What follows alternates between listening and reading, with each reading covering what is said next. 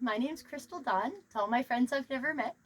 This is the first video I've ever made talking to the camera, so bear with me. I have the most exciting news that I'm going to actually ask you to share at the end, and you will hear why.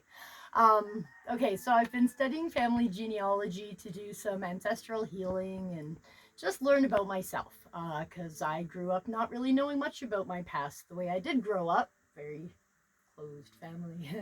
So what I have now before you is about 2 to 3 days of research time combined over multiple weeks, so it's probably been more than that, and I'm not accounting for it. But the story I want to share with you is due in part to thanks of these people over here, because Chantra Siba, she plays amazing music, which is so nice to have on in the background and just when you're going within yourself. And if you see this website here, Genie, that seems to be the one that's really helped me on my journey so far the most. And I'm not even a member, but I still get to use their services. So that's just fantastic. But, okay, so the amazing story. This story is simultaneously the best and worst day of my life. So, if I can show you here, Mario. Thank you. All right, so at the beginning, there's me, little me.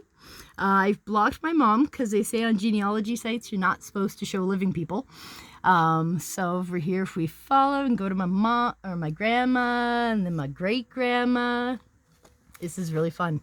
See, then it branches off over here where like Walter Woodworth White, he was a doctor in the Halifax explosion. And a lot of, oh, here's a good one. Okay, so if you go up this way to my great grandpa there, his mom was the daughter of Alexander Tilloch Galt, which is the Confederate father of Canada. So that's where I get to be all going, oh my goodness, I'm like the daughter of Confederation. That is so amazing. And then, of course, his father, John Galt, which is just amazing because he wrote a lot of amazing works. And he was the first person to write about the Industrial Revolution. And, is that right? No, Industrial, yeah, I got it. Okay, so anyways, if we travel back this way a bit and then come down here, my great-grandma's mom, her family, they were the troops. The troops had a bunch of sailing ships way back in the day and were known internationally. Follow them. You got a whole lot of captains going on. And it goes this way, and then it goes this way. See, and the exciting thing is, each one of these people, even if I don't know who they are all an amazing somebody, each and every one of them. So yeah, I can follow up this way, and then I can follow this way. And this is just going to get really exciting here. Okay, so now we're in the 1400s. So we have the plague and all that kind of stuff going on. And apparently they are earls. So they have really famous names. This is cool. So yeah, all this information has been saved for them so that I can do this. And I couldn't do this if other people didn't save this information. So yeah, then it branches off here. Now, I'm trying not to show you the upper page because it gets really exciting up there. But, oh, here we go. Yeah, this just keeps going. Woo! Okay, so for those of you who know Monthermer, this is a bit of a giveaway, so don't get ahead on me here. But when I go down here, I can follow this way. And now we got a bunch of ladies and sirs and knights. And this is so exciting. Look, sandwiches! We have sandwiches! And Clintons. And am I at the end yet? No, not yet. Hi, Rev. There we go. So furthest back I thought I got was 1095. Very exciting. But when we back up here, this is where it's going to get interesting. Hang on. Back up, back up, back up. There we go. Oop, too far. Monthermer. Okay, so his parents were Ralph de Monthermer and Joan of Acre. Named Joan of Acre because she was born in Acre, Jerusalem. Very exciting. So she was the daughter of the first king. We have King Edward I Longshanks. Why is that name familiar? So, well, you'd think this would be super exciting news to get to here. Hey, guess what? You're in a family line of kings, and when I say kings, you better believe it kind of keeps going. And it goes, and it goes, because, yeah, kings marry kings that marry queens, and it just keeps going. But if you come back here, well, you'd think this would be the most exciting. If you don't know who Longshanks is, he's the fellow that was responsible for the death of William Wallace.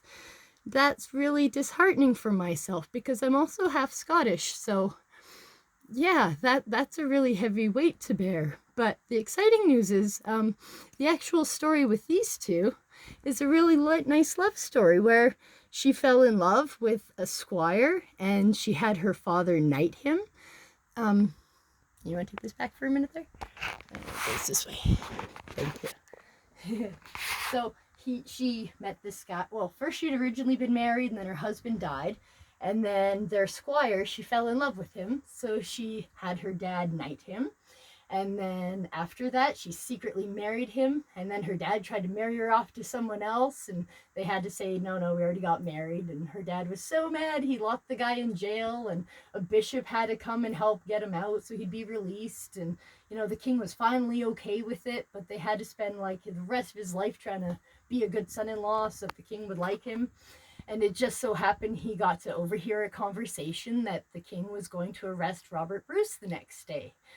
And he told him, and he hinted off that he was getting arrested, and he sent him, what was it, 9 pence, I believe, and spurs, which was supposed to 12 pence, yeah, and that was supposed to be the sign to head out of town, and he did. So he saved Robert Bruce's life, and that's really awesome. So even though there are stories in here of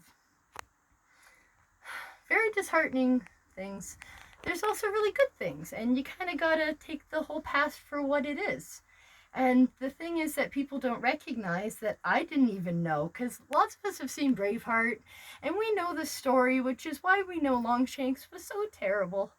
We know what the English did to the Scottish, and it's not like we can do anything about the past, or at least so we believe, but the one thing we can do from the past is learn from it. And the story to be learned here is, let me go back to this, because maybe you didn't notice with the lineup of kings. But let's focus on these kings for a minute.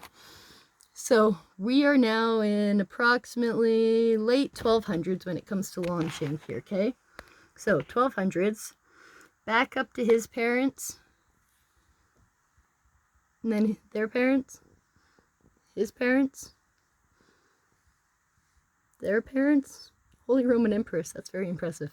Their parents, his parents. Oh look! King and Queen of Scots. Yeah, it keeps going, but his dad was Scottish and his dad before him. And what year was this? Hang on. We're in the 1000s now. So yeah, that only took about 200 years for them to forget that they're related. And that's really, that's a lesson to be learned there, is that we really are all connected in a big interwoven web of this living consciousness that is being a human being. And so, if I can quote from the fictitious John Galt, the choice is still open to be a human being, but the price is to start from scratch, to stand in the naked face of reality and reverse a costly historical error, to declare, I am, therefore I will think. So I ask you to please share this video to maybe encourage more people to think about the fact that we are all related, we are all connected, we are all family. And it doesn't matter where the borders are, because our roots don't have borders. Thank you.